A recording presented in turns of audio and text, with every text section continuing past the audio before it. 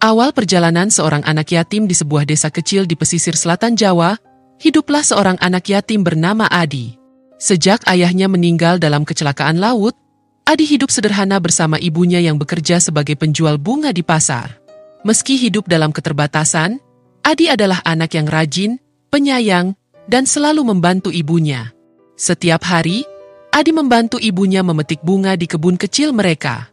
Ia selalu berdoa agar kehidupannya membaik, terutama melihat ibunya yang bekerja keras tanpa kenal lelah.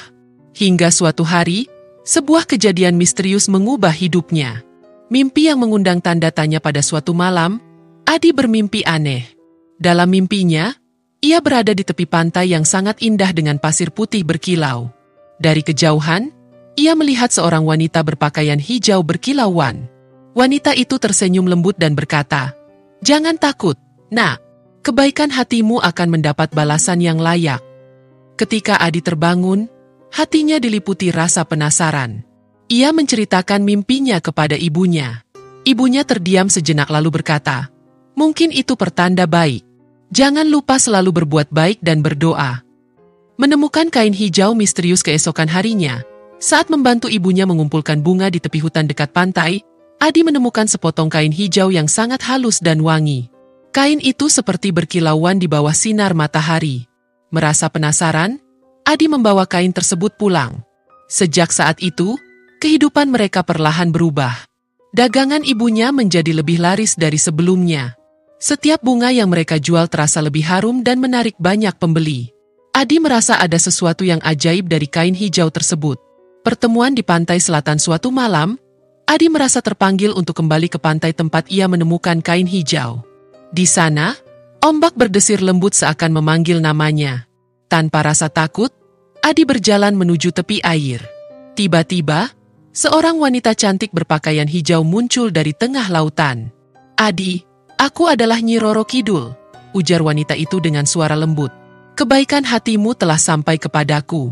Kain hijau yang kau temukan adalah tanda bahwa aku akan menjagamu dan keluargamu." Adi, meski terkejut, tetap menunjukkan rasa hormat. Ia berlutut dan mengucapkan terima kasih.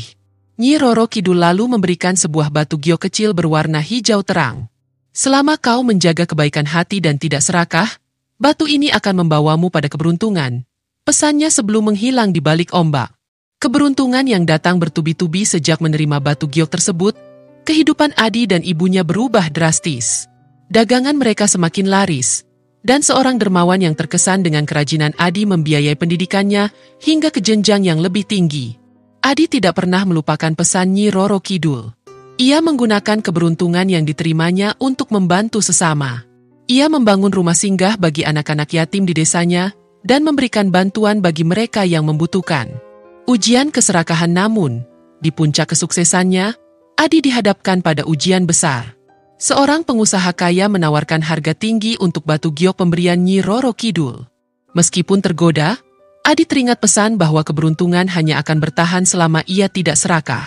Ia menolak tawaran tersebut dan memilih untuk tetap menjaga batu itu sebagai pengingat bahwa kekayaan sejati ada dalam kebaikan hati dan berbagi kepada sesama. Pesan dari Nyi Roro Kidul pada suatu malam, Nyi Roro Kidul kembali muncul dalam mimpinya. "Kau telah lulus ujian keserakahan," katanya. "Selama kau menjaga hati yang tulus, aku akan selalu memberkati perjalanan hidupmu." Sejak malam itu, Adi hidup dalam kedamaian dan keberlimpahan. Ia menjadi sosok panutan di desanya, menunjukkan bahwa kebaikan hati dan ketulusan adalah kunci sejati menuju kebahagiaan.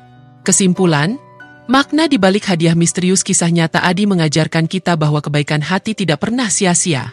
Hadiah misterius dari Nyi Roro Kidul bukan hanya membawa keberuntungan, tetapi juga mengingatkan bahwa ujian terbesar dalam hidup adalah menjaga hati yang tulus dan tidak tergoda oleh keserakahan. Di balik setiap kejadian misterius, selalu ada hikmah dan pelajaran berharga yang bisa kita ambil.